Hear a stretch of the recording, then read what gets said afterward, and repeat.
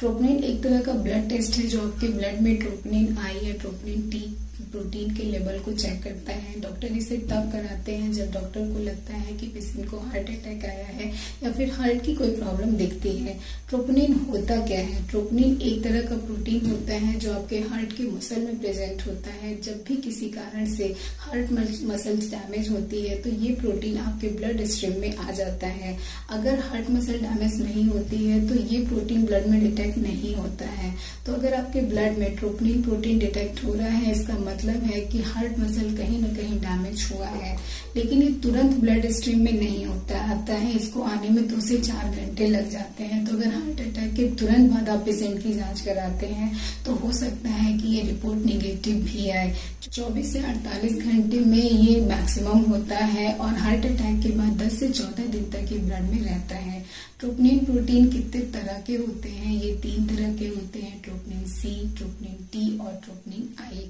Troponin T और आई को mainly heart के लिए रिकमेंड किया जाता है। ये दोनों लगभग सेम ही होते हैं, बस इनके बढ़ने और घटने का जो टाइम होता है वो अलग अलग होता है।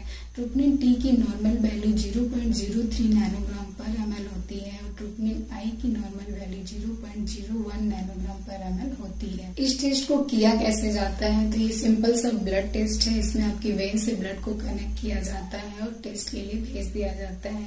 टेस्ट 2 तरीके से होता है। पहला रैपिड टेस्ट होता है जो प्रेगनेंसी टेस्ट की तरह किट से किया जाता है और इसका रिजल्ट तुरंत ही पता चल जाता है, लेकिन इसमें सिर्फ पॉजिटिव है या फिर निगेटिव है ये पता चलता है। ट्रोपोनिन की वैल्यू पता नहीं चलती है। सेकेंड कराते हैं क्वांटिटेटिव टेस्ट। इस टेस्ट को कराने में 2 से 3 घंटे का समय लग जाता है, लेकिन इसमें रिजल्ट पता चलता है। इसमें ट्रोपोनिन की वैल्यू कितनी है ये पता चलता है। जितना ज्यादा ट्रोपोनिन की वैल्यू हाई आती है उतना ज्यादा हार्ट मसल डैमेज होता है। हार्ट मसल और ज्यादा डैमेज तो नहीं हो रहे हैं, ट्रोपोनिन की वैल्यू और ज्यादा बढ़ तो नहीं रही है, ये जानने के लिए डॉक्टर आपका 2 से 3 बार जांच करा सकते हैं। इस टेस्ट से बस हार्ट मसल में डैमेज का पता चलता है, ये पता नहीं चलता है कि कहीं ब्लॉकेज है या नहीं है।